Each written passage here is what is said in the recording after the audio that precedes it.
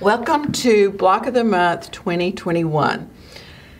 This year is going to be a little different in our Block of the Month. We want to teach techniques and accuracy and more things like that. So let's get started with this is our first block. It is called Breaking the Rules. But we're going to learn some rules that we're not going to break with this quilt. So in your pattern, you're going to have, in your kit, you're going to have 3 pieces of fabric. You're going to have a strip of navy, a strip of green, and a floral. Or not really floral, but a design. So it tells us to cut 8 3.5 by 3.5 squares. And you want those to be exact, 3.5 by 3.5. We don't want 3 1/4 or an angle. So try to be as accurate as you can. Then it tells us to cut 16 2-inch squares out of our blue and 16 out of our green. You can do that, but then you have to sew all of these together. So there's 2 other ways that we can do that besides just having to line all of these up.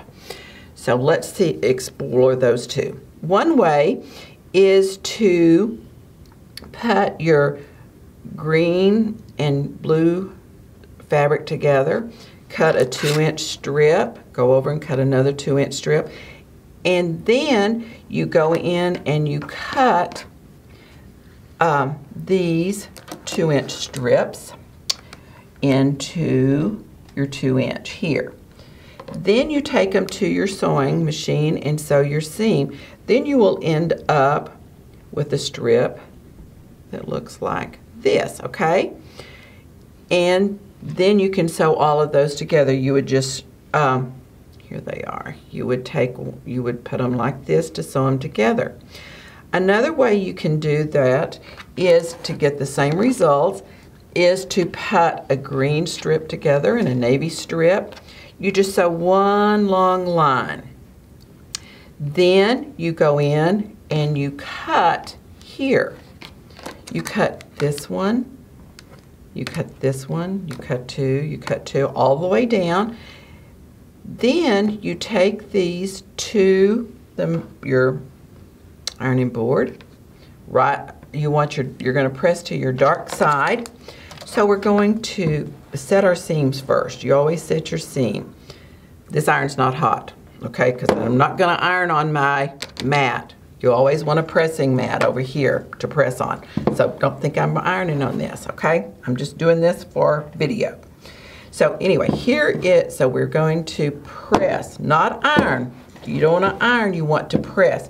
Because see what happens when you iron? It stretches your fabric. So press, and then you pull this, you pick this one up. We're pressing to the dark side, so we're going to press this. We're going to pull this out and go down this line right here. And that gets that straight.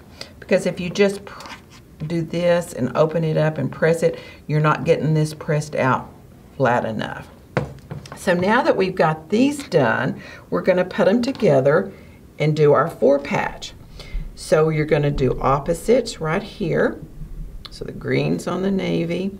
And this is called nesting. When we tell you to nest something, you pull it this way and it kind of catches right there. And I could never get mine to come out until I got these fork pins. These are fork pins. You open it with the little fat part of your finger right here, push it in and pull it up. Now when you're sewing, you start at the very edge and you sew down. Don't sew over needles. So you sew down as far as you can, take your pin out, and then finish.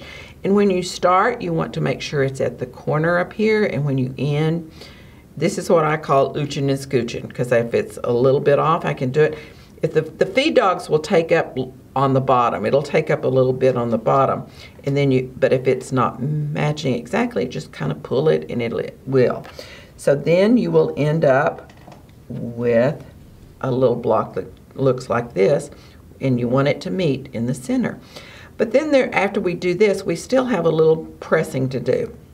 So what we're going to do is we're going to press, and there's 3 little stitches right here that you want to take out, because this is see we've got 1, 2, 3, 4 pieces of fabric meeting right there. So what you want to do is you want to take those stitches out, and then you pull this like this, and it opens it up, and you have a 4 patch on the bottom. So then it lays very flat.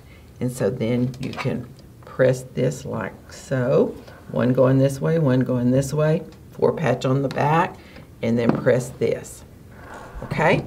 Then we're ready to put it together. So we're going to take one of our patches here and sew this to it.